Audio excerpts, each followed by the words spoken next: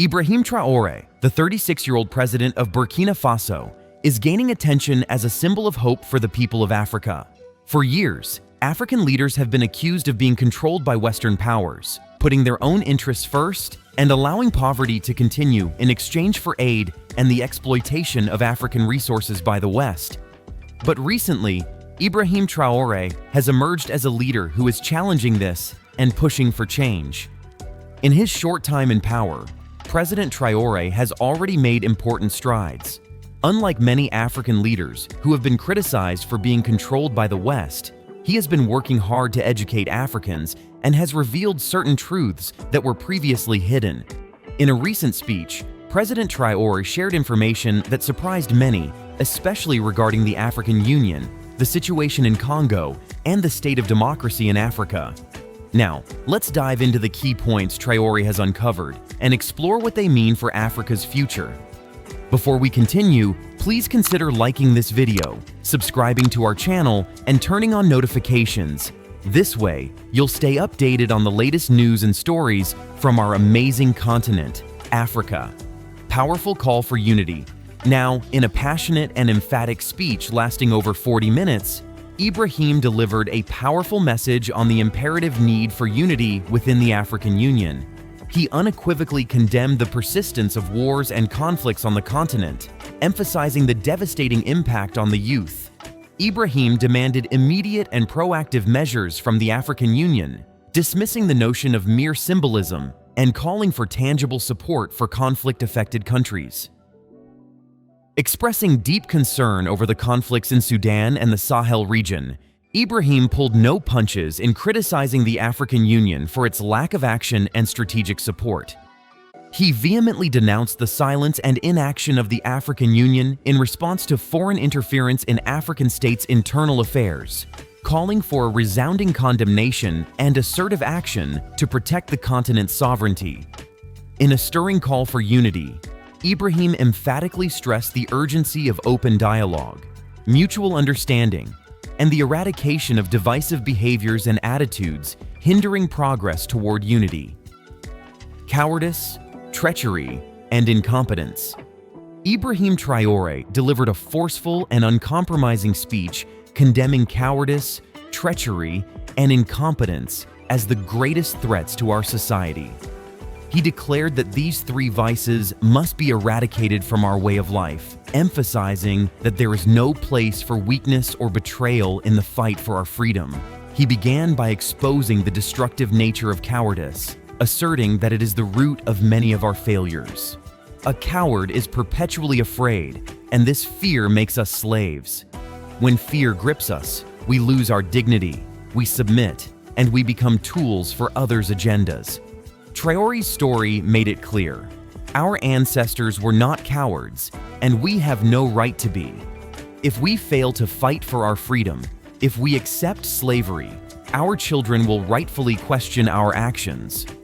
They will ask whether we were too cowardly to stand up for their future. Traore warned that cowardice is the gateway to all other weaknesses. The imperialists know this well. They use fear to manipulate and control, turning leaders into cowards who betray their people. He described how these forces attempted to intimidate through subtle threats, reminding leaders of what happened to those who resisted, like Thomas Sankara, Jean-Bertrand Aristide, and Muammar Gaddafi, all of whom were killed for daring to stand against oppression. But Traore was unwavering. He insisted that the phrase "country or death, we win" is not just a slogan, but a declaration of resolve. He proclaimed that they would not be intimidated and that they would never bow to fear. He acknowledged that many African heads of state have been scared into submission, but he challenged them to rise above their fears. He spoke of his interactions with these leaders, revealing that while they may publicly oppose his stance, they privately admit he is right.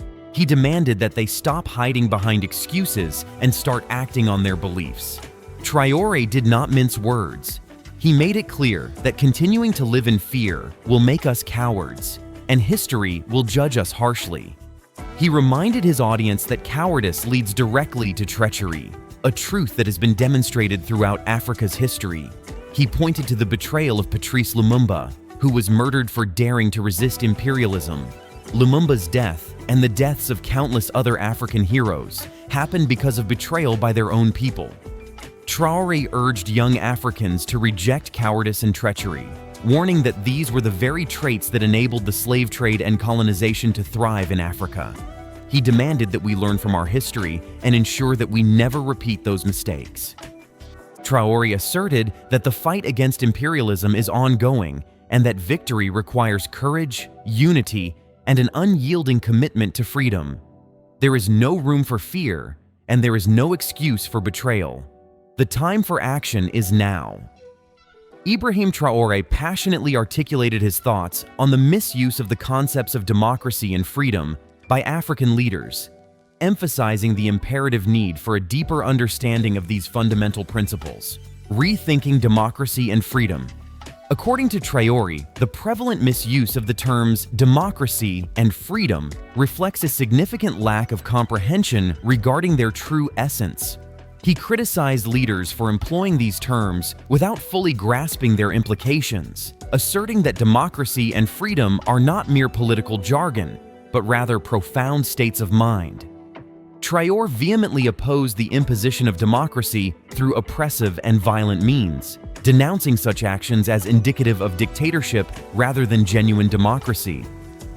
He highlighted instances where people were prevented from participating in democratic processes and where forces were deployed to coerce representatives into supporting specific agendas, vehemently challenging the legitimacy of such practices. Furthermore, Traore shed light on the overarching theme of collective freedom, emphasizing that individual freedom cannot supersede the collective well-being of society. He underscored the inherent interconnectedness of freedoms within a community, advocating for a culture of thoughtful consideration for the rights and freedoms of others. According to Traore, a disregard for collective freedom leads to disorder within society, necessitating the establishment and adherence to fundamental rules. In addition, Traore encouraged a comprehensive exploration of history to gain a multifaceted understanding of the struggles for freedom and justice in Africa.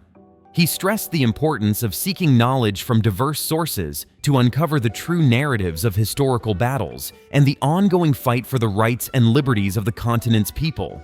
Finally, he cautioned against the use of communication as a tool of imperialism, recognizing its potential to influence and shape perceptions. Traore's impassioned discourse serves as a compelling call to action for a redefined understanding of democracy, freedom, and collective responsibility in Africa, battling incompetence. Ibrahim Traore also delivered a powerful message to the crowd, calling out the scourge of incompetence that plagues our societies, particularly among the youth. With unwavering conviction, he declared, "Incompetence is a cancer, one that has been deliberately cultivated to weaken our communities and halt progress. Incompetence is one of the most dangerous vices, and I challenge you to eradicate it from your lives."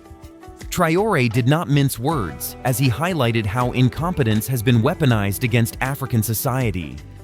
It is a tool used to destroy us from within, infecting our administrations and crippling our potential, he asserted. Traore urged everyone to confront the harsh reality.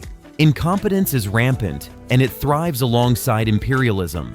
Let's not fool ourselves. Those who are incompetent are given space and power because they pose no threat to the status quo. He declared, "Incompetence derails a nation's progress. It sows doubt, seeks comfort, and prioritizes personal gain over the collective good." He left no room for ambiguity about the dangers incompetence poses. Incompetence despises competence. They fear innovation. They fear those who seek to disrupt their complacency, Traore continued, making it clear that incompetence is the enemy of progress. When you shine with knowledge and creativity, incompetence will oppose you at every turn. They recognize competence and will fight it to the bitter end, driven by their own insecurities. Traore's message was clear. The youth must reject incompetence at all costs. Seek knowledge, pursue excellence, and work tirelessly to become competent, he commanded. Incompetence has no place in our future. He underscored the dangers of modern distractions, particularly social media, which often celebrates mediocrity. Look around you. A young person sharing meaningful work in agriculture or science barely gets noticed, yet someone peddling triviality is showered with attention. This is no accident. They want to waste your time, to keep you incompetent and distracted. Traore stated bluntly, "Wake up. Focus on what truly matters. Your work, your knowledge, your confidence." Unlocking youth potential. Ibrahim Traore delivered an inspiring message to the young audience, emphasizing the significance of youth and the opportunities it presents for positive change. He stressed the importance of utilizing the energy and time of youth to achieve personal and collective goals, thus initiating a transformative impact on the world. Moreover, Ibrahim pointed out the universal desire to preserve youth, highlighting it as a blessing. He then delved into the critical question of whether youth serves as an asset or a hindrance to the development of nations. He urged the audience to recognize the potential and advantage of a young population, citing examples of developed countries implementing programs to counter aging populations. Ibrahim lamented the apparent discrepancy between Africa's young demographic and its level of development, juxtaposing it with the efforts of developed nations to revitalize their populations. In conclusion, Ibrahim emphasized the need to harness the potential of African youth as a driving force for the continent's development. He called for a focus on integration, security, and overall development to facilitate this transformation. If you're as passionate about Africa's future as we are, hit the like button and subscribe for more insightful content. And don't forget to share your thoughts in the comments below. Do you agree with Ibrahim Traore's views? What should the African Union do next? Let's keep this conversation going. Thanks for watching, and we'll see you in the next video.